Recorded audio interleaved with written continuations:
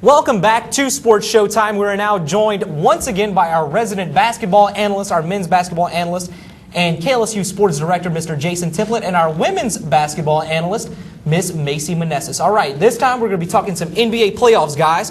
All right, starting off, kind of shaky start so far for the NBA playoffs. Are there any surprises so far?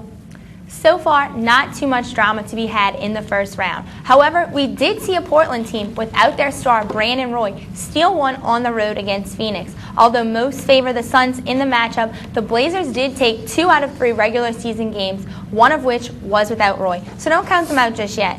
Macy, I don't know how you say no drama. You must have fell asleep a little early last night. But if you look at the beautiful basketball that was on display last night, between the short-handed Utah Jazz and the undisciplined Denver Nuggets, it was truly incredible. Mehmet Okur and AK-47 Andre Karolinko are both out for the series for Jerry Sloan's club, and they were supposed to go down against the Western Conference runner-up Denver Nuggets. However, Carlos Boozer and Darren Williams took over last night and carried this team. Williams, 33 points and 14 dimes, and everyone's favorite Alaskan, Carlos Boozer, 20 and 15.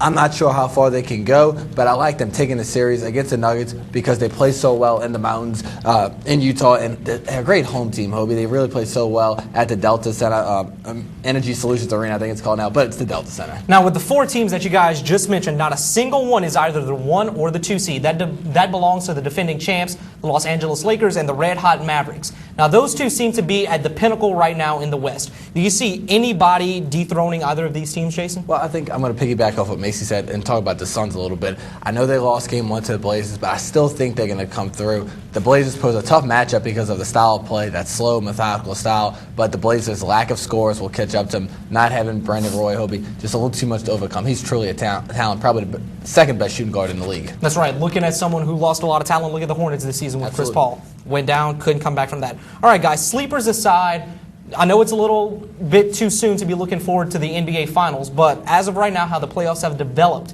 who are your 2 teams going into it? Okay, well, it won't be an easy road for any team in the West this year, but when it comes down to it, the Lakers will once again take their place in the NBA Finals. They are such a deep team. Not only this, but when playoff time comes around, Kobe gets on a different level, and it's almost impossible to stop. From the East, look for the Cleveland Cavaliers to come out on top. Last year, they fell short in the Eastern Conference Finals to the Magic, but I can't see this happening again. If necessary, LeBron James will take things into his own hands, as he showed last night with his performance in the 4th quarter against the Bulls. It's going to come down to the Kobe and LeBron show in the finals, and it's a matchup I'll be anxiously awaiting. Macy, it would be a matchup I would be excited about, but in my opinion, it's not going to happen because the Lakers are not the team they were last season. Lamar Odom has not been the same player, and sometimes forget that he's probably the biggest mismatch on the court most games. I like the Mavs to beat the Lakers out west. The addition of Caron Butler changed that dynamic and adds another tough scorer to already physical team. Jason Kidd has found the fountain of youth and playing better than he has probably since he was in New Jersey. Remember the criticism Mark Cuban got for the trade when he got rid of Devin Harris for Jason Kidd. Now, who do you think made the better trade, considering the Nets are the worst team in the association? And, of course, we can't forget about the biggest mismatch nightmare we've seen in the NBA in probably a decade, and that's Dirk Nowitzki. 36 points in a game against the Spurs, and he only missed 2 shots. That's almost impossible in today's NBA playoffs. On the other side, the Cavs out east, and that's about it. Dwight Howard is too undisciplined down low for the Magic, and the Hawks just don't have enough weapons. I like him causing a little problems, but just not enough weapons to contend with LeBron. All right, guys, so we're each down to our final 2 teams. Who you got taking it all?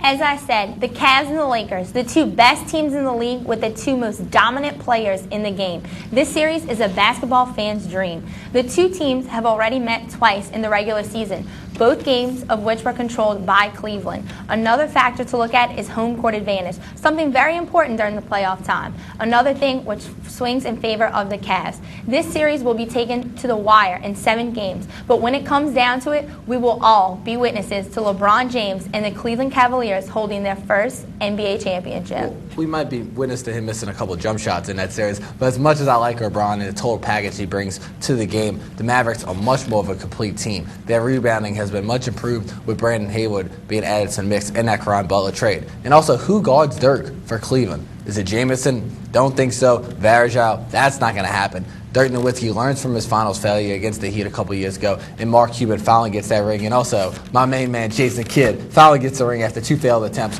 with the New Jersey Nets. However, you mentioned the Mavs did play a certain team who had Shaquille O'Neal on it with the Heat. That was the youngest Shaq. That was 100 pounds less. However, Shaq. he still will be on the cast, so they're going to have to contend with him.